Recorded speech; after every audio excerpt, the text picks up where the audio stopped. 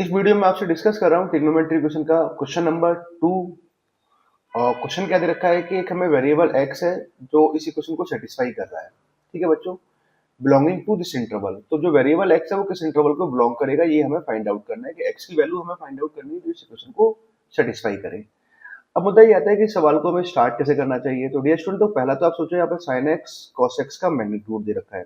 ठीक है, इस इक्वेशन में tan और cot दे रखा है।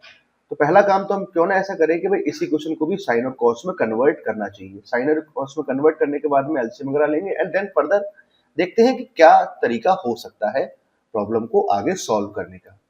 ठीक है ना, तो अगर मैं इसको सॉल्व करता हूं तो पहला काम तो मेरे पास में यहाँ आ जाएगा sign x into cos x का मैग्नीट्यूड आ जाएगा प्लस साइन। इस वाले टर्म को अगर मैं ध्यान से देखूं तो 2 यहाँ लिखा हुआ है, इसको मैं लिख सकता हूँ sine square upon cos square x. तो मैंने यहाँ लिखा sign square x upon cos square x.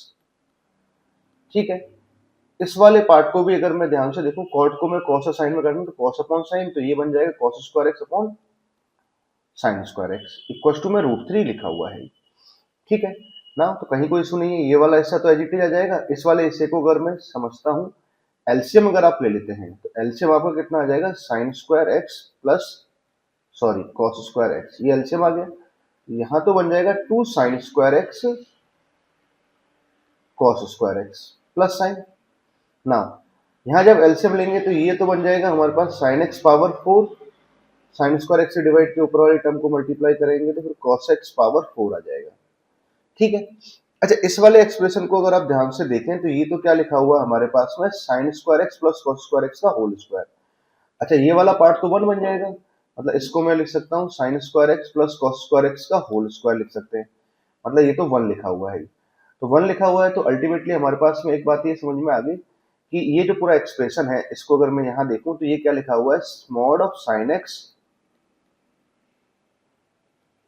Cos x ना, sine x into cos x का मैग्नीट्यूड लिखा हुआ और 1 अपॉन। अच्छा जब मैं स्क्वायर का स्क्वायर रूट लेंगे तो हमें एक बात ये मालूम है कि एक्स स्क्वायर का जो स्क्वायर रूट आता है वो कितना आता है बच्चों, मॉड एक्स आता है। ठीक है, ये बात ध्यान रखने वाली बात होती है, कभी भी एक्स स्क्वायर का स्क्वायर रूट एक्स और प्लस माइनस एक्स नहीं आता है। ठीक है, प्रॉब्लम्स गलत हो सकती है। तो हमने इसका स्क्वायर रूट लेंगे तो कितना आ जाएगा, sign x into cos x का मैग्नीट्यूड आ जाएगा ना, दैट इक्वल टू कितना लिखा हुआ है, √3 लिखा हुआ है। थोड़ा सा जगह ले लेते हैं, तो इसकी वैल्यू कितनी आ रही है, √3 आ जाएगी। अब स्टूडेंट सोचने वाली बात यह है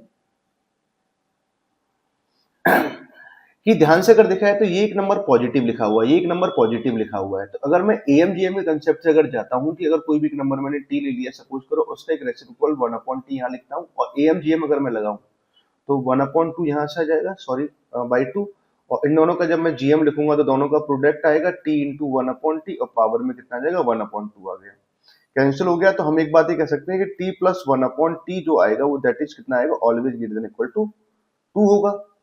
इट मीन कि ये वाला जो एक्सप्रेशन लिखा हुआ है ये तो आपको हमेशा याद ही होना चाहिए कि ये वाला हिस्सा जो है वो ऑलवेज कैसा आएगा, ग्रेटर देन इक्वल टू 2 रहने वाला है। 2 के इक्वल होगा या 2 से बड़ा ही हो सकता है। तो इट मीन कि √3 कभी पॉसिबल ही नहीं हो सकता, √3 कैसा है, 2 से कम नंबर लिखा हुआ है। इट मीन कि ये पॉसिबल नहीं है, तो हम ये कह सकते हैं कि ऐसा कोई एक्स एग्जिस्ट ही नहीं करेगा। तो क्या आंसर आ जाएगा हमारे पास में, option D is correct option. Clear student.